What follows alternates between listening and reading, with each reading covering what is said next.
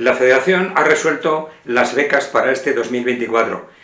Esta vez ha sido para David Herrero, Laura Aparicio, Guillermo Aso, Javier Guerrero, Ángel Jiménez, David Asensio, Rubén Josa, Víctor Grasa y Raúl Huerta, quienes han presentado sus proyectos a la Federación y esta les ayuda en forma de beca económica en función del presupuesto presentado y los objetivos que tienen que alcanzar.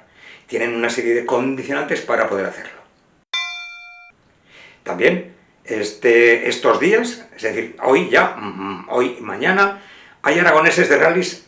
Esta semana, desde hoy hasta el sábado, se disputa en tierras catalanas el rally Motul Costa Brava del Campeonato Europeo de Rallys Históricos.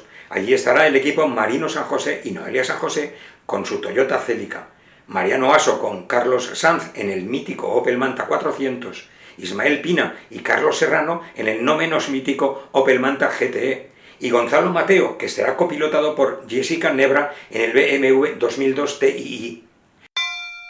Seguimos recabando información acerca de esa pugna que hay entre la Federación Española y las federaciones expulsadas, vasca, navarra y riojana. Seguimos recogiendo información. Os iremos diciendo.